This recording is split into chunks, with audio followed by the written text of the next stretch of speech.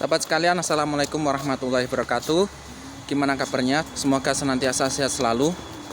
Dan kali ini saya berada di tengah-tengah kota Konya, yang mana kota Konya ini dulunya adalah ibu kota dari kerajaan Seljuk Anatolia atau Seljuk daerah barat.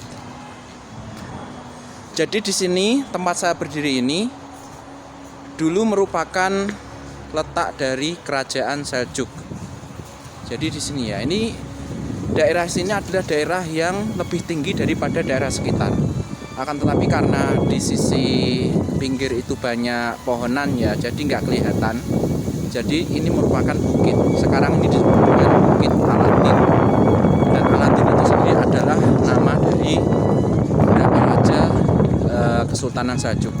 Nah, di belakang saya ini itu adalah masjid peninggalan dinasti Seljuk yang sudah dibugar.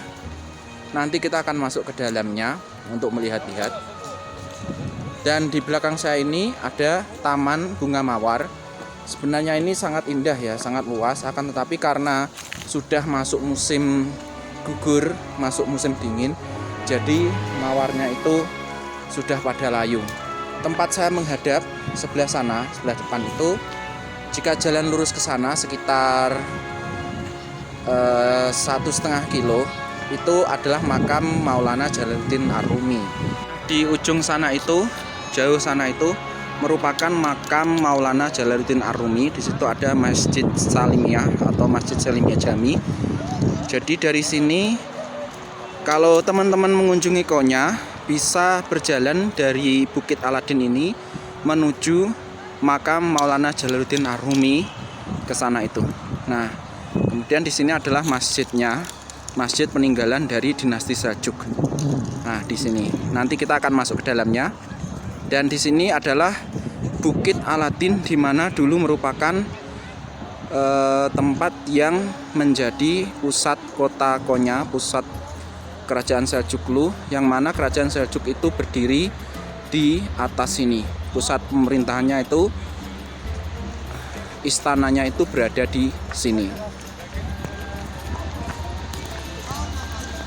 Dan dinasti Seljuk itu sendiri didirikan pada tahun 1077 Masehi dan runtuhnya pada tahun 1308 Masehi. Nah, jadi dinasti Seljuk itu asalnya adalah dari daerah Asia Tengah ya. Kemudian mereka adalah umat muslim yang berhasil menaklukkan Romawi Timur atau Bizantium itu pada perang Manzikert atau Malazgirt. Nah, jadi perang Manzikert itu sendiri adalah perang besar yang mana itu adalah kekalahan telak bagi Bizantium atau Romawi Timur. Jadi itu bisa dibilang adalah kemenangan terbesar pasukan muslim melawan pasukan Bizantium yang kekuatannya sangat luar biasa. Galiorum Sultan tamam. Kekalahan itu menandai mendominasinya bangsa muslim yang diwakili oleh pasukan Seljuk di bawah kepemimpinan Alp Arslan. Kemudian setelah mereka berhasil mengalahkan Bizantium di daerah Malazgirt itu atau Manzikert itu, kemudian mereka mengalahkan atau menaklukkan berbagai kota di daerah Anatolia. Mereka berhasil masuk ke daerah Anatolia. Dan kemudian mereka pun, Sultan Alp Arslan pun memutuskan untuk menjadikan Nikai. Nikai mungkin sahabat pernah dengar ya. Nikai itu adalah tempat di mana digunakan sebagai perjanjian untuk menentukan kebenaran Injil.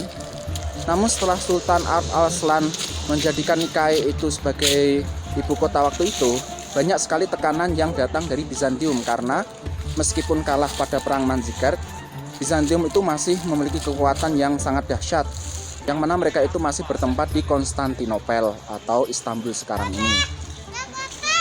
Karena itulah mereka memutuskan untuk memindah ibu kota ke kota Konya ini. Dan inilah dulu bekas dari kerajaan Seljuk. Nah, kita akan mengunjungi masjidnya ya. Nanti kita akan masuk. Karena berhubung sudah masuk waktu asar, kita nanti akan sholat di dalamnya. Coba lihat-lihat nanti. Ya sahabat sekalian, kali ini kita berada di bagian barat daya ya. Di bekas pusat kerajaan Seljuk. Di sini saya berada di depan gerbangnya. Nah, di situ nanti ada makam-makam. Saya sebenarnya juga belum pernah masuk karena pada saat saya hendak masuk dulu, di sini sedang dipugar, direnovasi, diperbarui ya, diperbagus. Akan tapi di sini kita bisa melihat beberapa bangunan itu adalah bangunan bekas peninggalan kerajaan Seljuk ya. Jadi kerajaan ini sudah sudah tidak ada, sudah runtuh sejak tahun 1307, yaitu di awal-awal abad ke-14 lah istilahnya. Kemudian digantikan dengan kerajaan Turki Utsmani. Ya, jadi dulu Ertuğrul B atau ayahnya Osman Gazi. Osman Gazi itu adalah raja pertama kerajaan Turki Utsmani. Itu sering ke sini. Ertuğrul B pun, Osman Gazi pun juga sering ke sini karena mereka adalah adipati dari kerajaan Seljuk. Nah, di sini nanti kita akan masuk ke makamnya. Nah, jadi setelah dipugar ini cukup bagus ya. Ada nuansa-nuansa kerajaan Seljuk.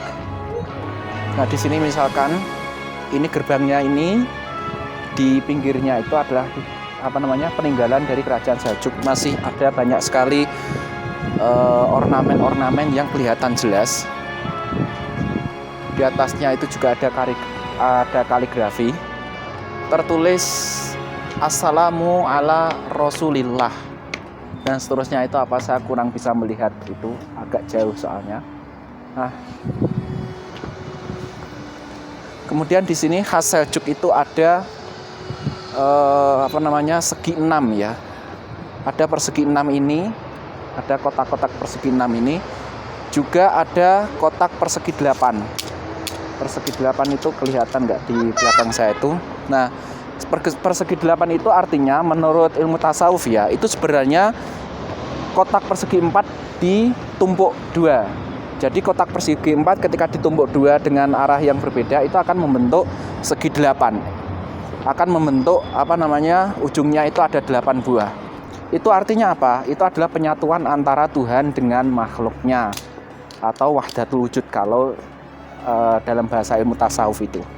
Nah, itu di belakang saya itu juga ada ornamen itu. Ini adalah ornamen khas Seljuk ya. Di belakangnya itu kan ada ya konya itu, sudut 8 itu dibuat menjadi ikon dari kota Konya ini.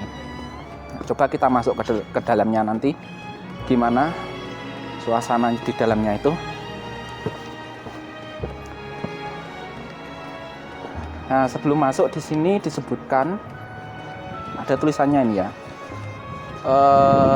Di sini adalah tempat dari makam para Sultan Seljuk. Di sini ada Sultan Mas'ud I, kemudian ada Sultan Kılıç Arslan, Sultan Rukneddin, Ghiyasuddin, Alauddin Kaykubat. Alauddin Kaykubat ini adalah sultan yang dulu bertemu dengan ayahnya Jalaluddin Ar-Rumi. Jadi ayahnya Jalaluddin Ar-Rumi itu datang ke sini ke Konya Turki karena undangan dari Sultan Alauddin Kaykubat ini. Dan Jalaluddin Ar-Rumi pun berpindah dari Karaman. Jadi Karaman itu daerah dekat sini. Mereka itu di sana setelah mereka pindah dari daerah Afghanistan itu. Mereka pindah karena ada serangan dari bangsa Mongol. Jadi mereka pindah ke Anatolia sini. Kemudian karena Sultan Alauddin mendengar ada ulama, yaitu Bahauddin Walad. Bahauddin Walad itu adalah ayahnya Jalaluddin Ar-Rumi.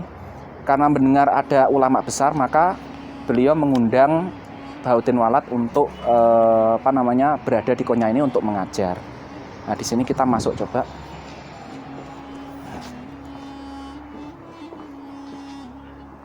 Nah, di sini dulu itu adalah kerajaan ya. Jadi di sini itu adalah istananya, istana kerajaan Seljuk.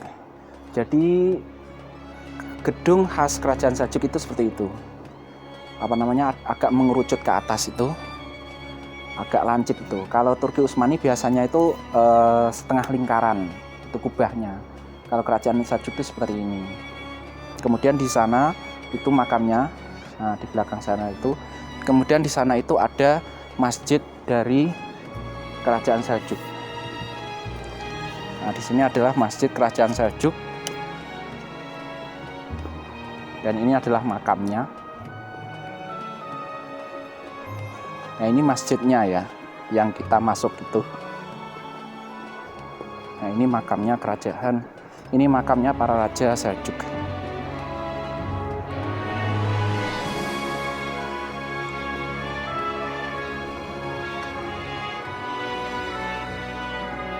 Nah, kalau kita perhatikan sisi bangunan ini atau pusat dari kerajaan Seljuk ini itu berada di atas bukit.